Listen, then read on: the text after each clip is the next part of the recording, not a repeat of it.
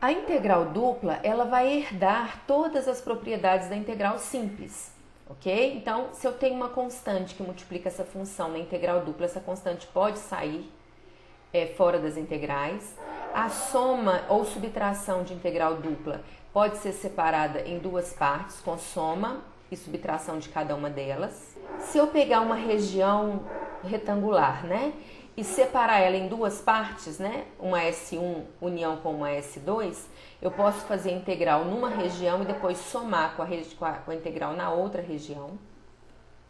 Eu posso inverter a ordem de integração, então eu posso integrar com relação a x do intervalo de A até B e depois com relação a y de C até D, ou inverter isso aqui.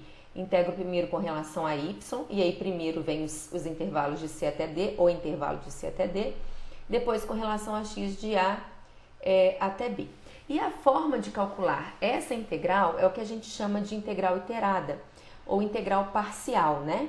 Aqui, quando a gente fala integral de A até B de f dx, depois integral de C até D de f dy, é como se a gente fizesse integral com relação a x primeiro e depois integral com relação a y. Como que a gente faz isso, então? Quando a gente determina, por exemplo, olha, eu quero fazer primeiro a integral com relação a y, né? Igual tá aqui, né? Uma integral de C até D de f de xy dy. Isso é uma função, é como se eu fixasse aqui, então, como se essa função fosse fixado o valor de x de A até B, e aí para esse valor fixo de x, eu vario o meu y do jeito que está aqui, ó, de C até D. Então, se eu pego uma função, toda a minha função, fixo um x e vario o y de C até D, eu vou ter aqui embaixo um segmento de reta. Quando eu projeto esse segmento lá na minha superfície, aqui vai virar uma curva. Então, aqui eu tenho a curva, tenho as laterais, tenho a base, tenho a outra lateral. Então, o que eu tenho aqui é uma regiãozinha, uma espécie de área, né? Que seria, então, o que eu consigo quando eu fixo o meu x. E aí, quando eu faço essa integral de C até D da função com esse x fixo, ou seja, variando só até y de C até D, o que eu tenho é toda essa área aqui, para esse x fixo. E aí, quando eu integrar toda essa área em relação a x, é o meu x que vai variar de A até B. Então, é como se eu pegasse essa área e andasse com ela, ó, de A até B.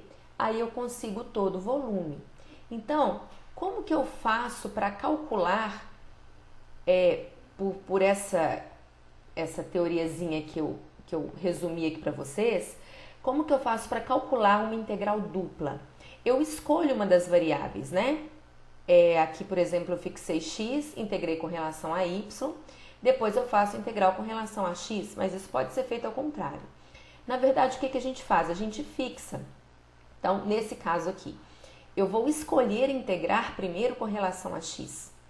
Então, o que vai acontecer? Eu vou fazer a integral dessa função como se o y fosse uma constante, fosse um valor fixo.